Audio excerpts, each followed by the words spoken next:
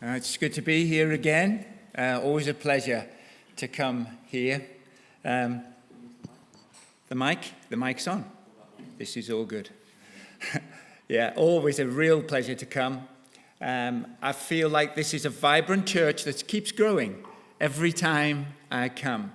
I feel like you have a pastor and a leadership that love mission and love discipleship and love you. And I think as a result of that, this church is growing. Thank you, Pete, for all you do and your family and all of the leadership here. And thank you for you. We have here Emma. It's good to see you, Emma, in your context here at Temple. You know, Emma didn't fall out of the sky into Pontypridd. I remember meeting her when I went to Louisiana Christian University. I spoke in the chapel. I was there all day, something that we've been doing for about 15 years. And Emma started a process. And that process must have been scary, you know. Months and months and months coming through decisions of leaving a country 6,000 miles away to come here to Pontypridd to work with Missional Links Wales and you. We really respect you, Emma, for what you've done. And we love you guys for hosting her and taking her on and making her part of the warp and woof of your church. It's a great partnership. So thank you to Emma. Thank you for you guys for taking on Emma this year. Missional Links Wales is going through some changes. And so you guys are going to have the opportunity to partner with Shady Oaks yourselves, with you taking that role and responsibility of partnering directly with them. And we're going to be here all the way through the year, cheering you on and being there for you and coaching it all in, being there for the whole process of it. This morning's message is called When Courage Finds Its Moment. And I am telling you, it would make a great Netflix series. It would be like, you know, the inspiring tearjerker of the year. The orphan that became queen and saved a nation. That's a great title, isn't it? I can just see it. It'd be a great Netflix series. And all this, by the way, without mentioning the name of God once. Not even once. Which, of course, is God's way of saying, look what I can do even when I'm not on the stage. Isn't it?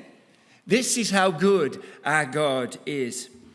I want to recap the first 3 chapters before reading the story. Sometimes when you're a preacher, the story is literally contained inside the Bible. And so you just read the Bible verses and it tells the story without you having to do it. And here's the deal. We know that that's more accurate than the preacher, right? So I'm going to read that out to you in a minute. But let's just come to that point of chapter 4. By looking at chapter 1 first. King Xerxes, a weak and incredibly narcissistic king, throws a party for 180 days. That's 6 months to display his wealth. By week 2, I'm Googling, how can you get out of a party without upsetting people? Aren't you? I mean, do me a favor, who needs a party that long? But that's the kind of man that we're dealing with. Now, on the final day of this epic party, he summons his queen, Queen Vashti, to show off her beauty in front of a bunch of drunken men. She refuses, of course. Who wouldn't? And no surprises, the most powerful man in the world can't handle the word no. He can't handle the word no. And his royal advisors panic. And they convince him to banish her. Because apparently, when a brave woman says no, the whole kingdom's going to collapse. No, not. And then we come to chapter 2. The royal bachelor competition begins. Esther, this young Jewish girl, an orphan, raised by her cousin Mordecai, becomes the queen. Not because of her ambition or because of manipulation, but because of God's brilliant orchestration. And then in chapter 3, we introduce the villain. You could tell why it could be a Netflix series. And there's now a villain appears, and his name is Haman, the man whose ego enters the room 10 minutes before him. That's Haman. And Mordecai won't bow down to him. So Haman reacts with biblical level overkill. Biblical level. And instead of just getting back at Mordecai, he plans to take out the whole nation in front of him. All Jews, the whole nation. And of course, the king signs off without reading the small print, because Xerxes is a leader who follows everyone else. He simply can't rise above his love for himself. And that brings us to chapter 4. Now we've laid out that context. And it's possibly the punchline of the whole book. It's the moment everything changes, leading to a doomed Israel, an Israel nation being saved from complete destruction. So great stuff. The story is coming up on the screen. It's the biblical account. I don't have to tell a story. The story comes here. So let's tell the story. When Mordecai learned of all that had been done, he tore his clothes, put on sackcloth and ashes, and went out into the city, wailing loudly and bitterly. He went only as far as the king's gate, because no one clothed in sackcloth was allowed to enter it. In every province to which the edict and order of the king came, there was great mourning amongst the Jews, with fasting, weeping, and wailing. Many lay in sackcloth and ashes. That was a way of mourning. When Esther's eunuchs and female attendants came and told her about Mordecai, she was in great distress. She sent clothes for him to put on instead of his sackcloth, but he would not accept them. Then Esther summoned Hathach, one of the king's eunuchs, assigned to attend her, and ordered him to find out what was troubling Mordecai, her uncle, the person that had brought her up, and why. So Hathach went out to Mordecai in the open square of the city in front of the king's gate. Mordecai told him everything that had happened, including the exact amount of money Haman had promised to pay into the royal treasury for the destruction of all Jews. He also gave him a copy of the text of the edict for their annihilation, which had been published in Susa, to show to Esther and explain it to her. He told him to instruct her to go into the king's presence to beg for mercy and plead with him for her people. This is a horrendous thing that is happening. Hathach went back and reported to Esther that what Mordecai had said. Then she instructed him to say to Mordecai, "All the king's officials and the people of the royal provinces know that for any man or woman who approaches the king in the inner court without being summoned, the king has but one law, that they be put to death, unless the king extends his golden scepter to them and spares their lives. But 30 days have passed since I was called to the king." When Esther's words were reported to Mordecai, he sent back this answer. Look at this faith. "Do not think that because you are in the king's house, you alone of all the Jews will escape. For if you remain silent at this time, relief and deliverance for the Jews will arise in another place. But you and your family will perish. And who knows but that you have come to your royal position," and here's the sentence, the phrase, "for such a time as this." Then Esther sent this reply to Mordecai: "Go gather together all the Jews who are in Susa and fast for me. Do not eat or drink for 3 days, or night or day. I and my attendants will fast as you do. But when this is done," and this is the point of today, "I will go to the king, even though it's against the law. And if I perish, I perish." Wow, what a story. So Mordecai went away and carried out all of Esther's instructions. I can't beat that, guys. I can't tell a story better than that. So what can we learn from the 4th chapter, but also the 3 preceding? Firstly, God places us where we need to be, even though we don't see it. Massive lesson for us today. if you were thinking anything else, if you were worrying about that, God places us where we need to be, even when we don't see it. Esther never applied to be the queen. She didn't ask to be beautiful. She was an orphan, brought up by her cousin. She didn't train for it. She didn't dream of it. She didn't even reveal her real identity. Because you see, Esther, her Persian name, that means concealed. It means concealed. Her Hebrew name means myrtle. And myrtle symbolizes peace and prosperity. It's beautiful, this. Esther was peace and prosperity concealed for just the right time. Isn't that beautiful? There's some wonderful things in names, aren't there? Wonderful things. Peace and prosperity concealed for just the right time.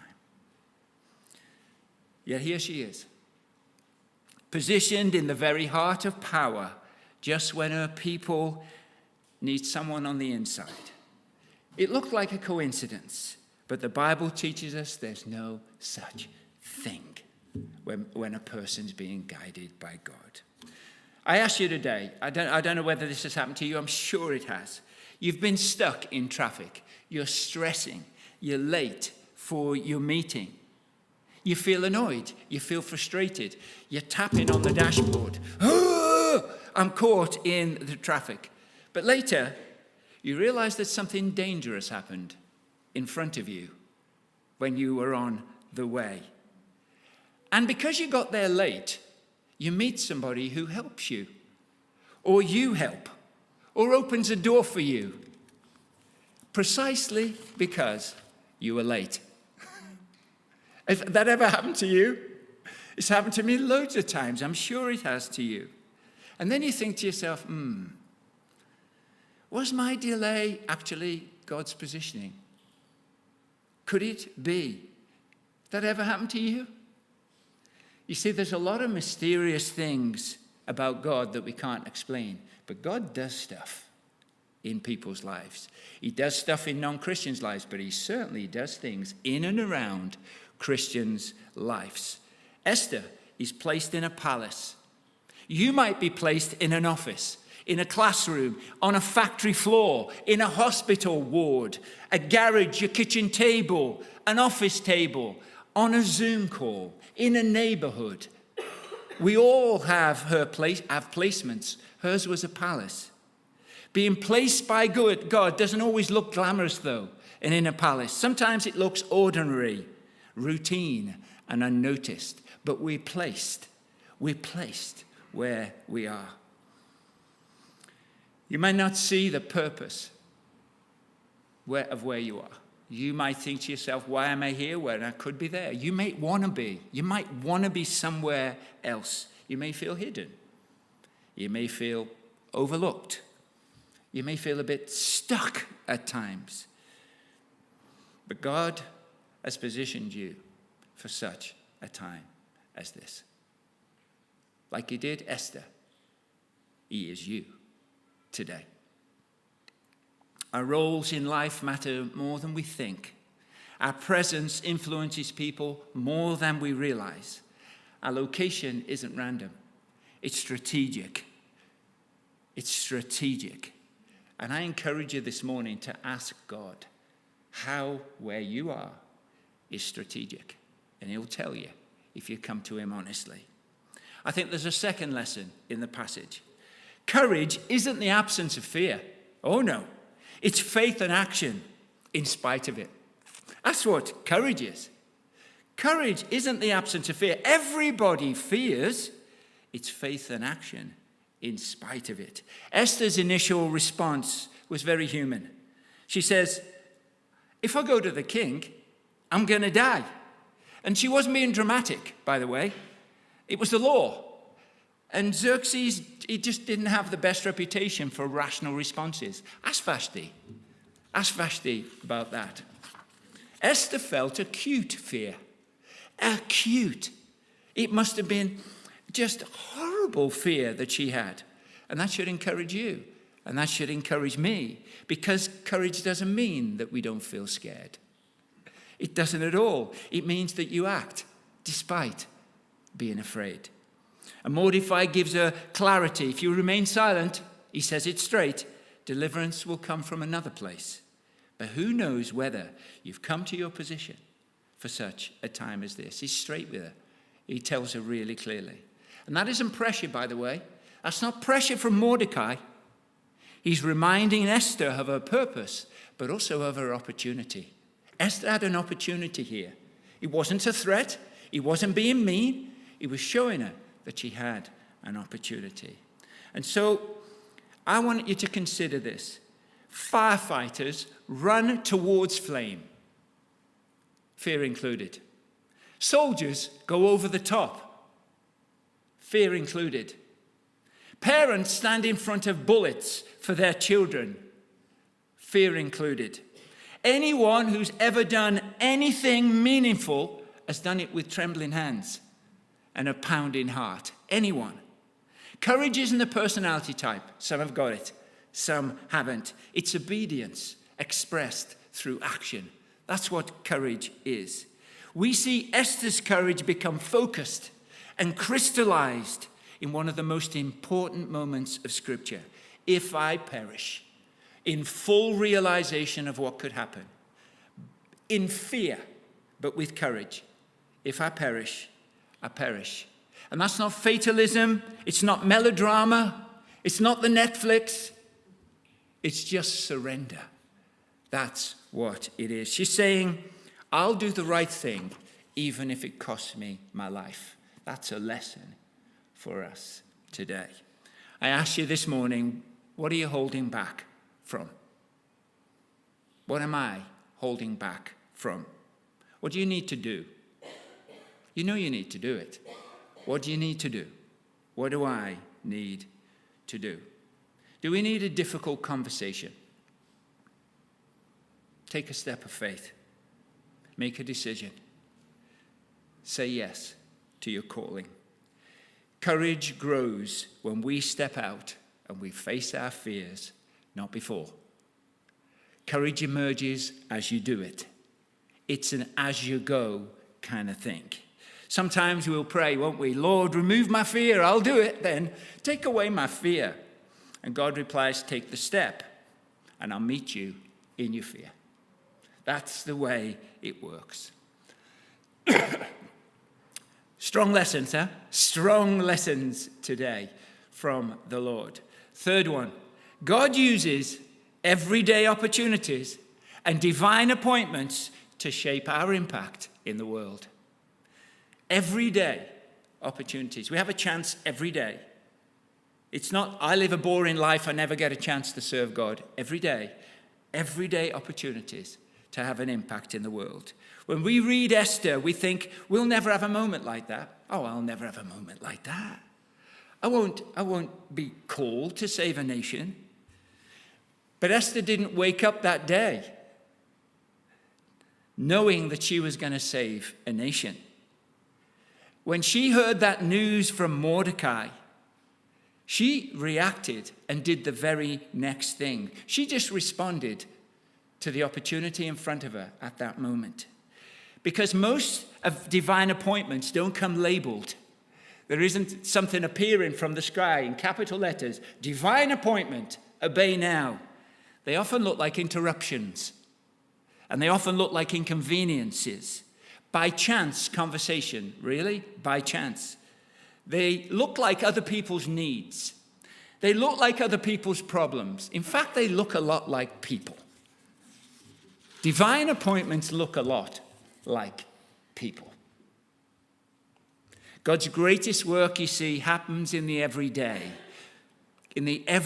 opportunities that come our way. Sometimes it means refusing to compromise.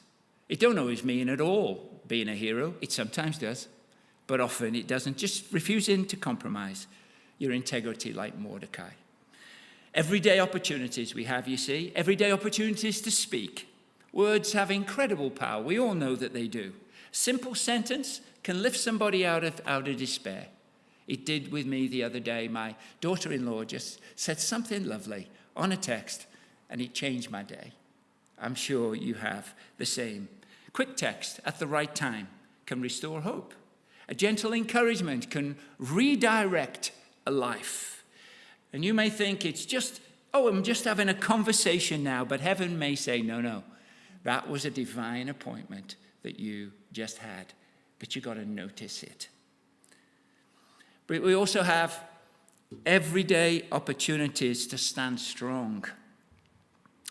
In a culture of cynicism, kindness just goes a long way to stand strong. Will you stand strong for somebody being bullied with destructive banter?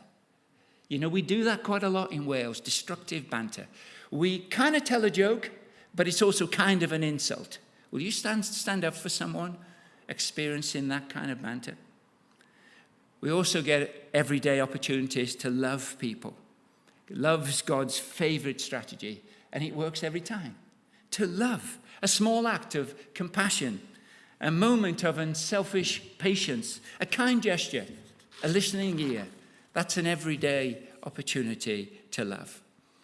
You see, people forget sermons, but they don't forget love. They don't forget love. And finally, like Esther and Mordecai, you might get an everyday opportunity to lead. Leadership at its core is just influence. You don't have to have a name, pastor or on the leadership or manager or director. If somebody copies you, and if somebody watches you, if someone listens to you, if someone leans on you, you're leading. You're leading. And that means most of us are leading, especially if we're adults. Lead with humility, lead with grace, lead by example, and lead by pointing to Jesus. It's a bit like Post-it notes. Think of divine appointments like that. Post-it notes that God places through your day. You know, there's going to be an illustration. Make things happen. Sometimes you'll stick a Post-it note and it will just say something small. But see, God's Post-it notes might be this. Call this person. And you'll put a name on that. Encourage that colleague. There's the Post-it note. Be patient with the child. I know she's a pain in the neck. I know he's a pain. Be patient with that child. Help that stranger over there. Ever had that one? Ever had that little Post-it note from God? Help that stranger over there. Speak courage over here. Show mercy over there. Divine appointments, you see, they don't shout. They just get stuck on you sometimes. They whisper to you. And when we have an open heart, we'll see the Post-it note and we'll act on it. Esther had one throne room moment, but hundreds of smaller, unseen moments prepared her for it. Hundreds of them. And hundreds of them are preparing you. Esther's story in chapter 4 and the 3 chapters before it, they remind us that God places us right where we need to be and equips us with divine, when the divine moment comes. God places us with everyday opportunities to live out our calling and meets us right in the middle of our fear with a generous dollop of courage if we're willing to ask for it. Your palace might be your office. Your platform might be your kitchen table. Your throne room might be a difficult conversation. Your moment might be simple as showing some kindness today. That's your divine moment today. You don't have to save a nation, but you can change your life. And that life might be right in front of you at some point today. It might be, that person might be in this room right now. You can influence a moment. You can partner with God's purpose. There's no doubt about it. And so I'm going to ask you to just bow your heads for about 20 seconds. I just want to put these thoughts into your mind. I want you to ponder a name or a thing that's coming to you that God's asking you to do. I want you to ponder a Post-it note. Maybe it's a person to call, send a note to. Maybe it's something you need to do. Maybe it's something you need to stand up for, to love deeper, or to influence for good. I'm going to give you 20 seconds, starting from now.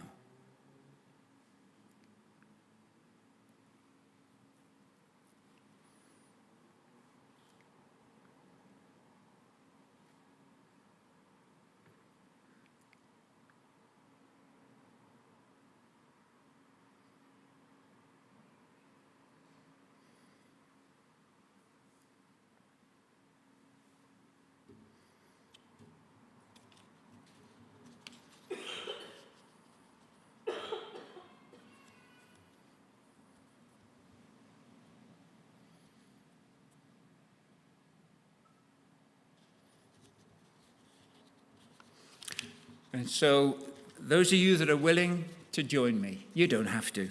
I want to ask you to stand for me right now, if you will. And we have a declaration that we want to share together. You don't have to. If this is something, though, that you're willing to do, I want you to stand up and let's make this declaration together. Let's speak with me. Let's do it together. If God has positioned me, I will stand. If God prompts me, I will speak. If God leads me, I will love. If God calls me, I will go. If this is my moment, I will not remain silent for such a time as this. Let's sing.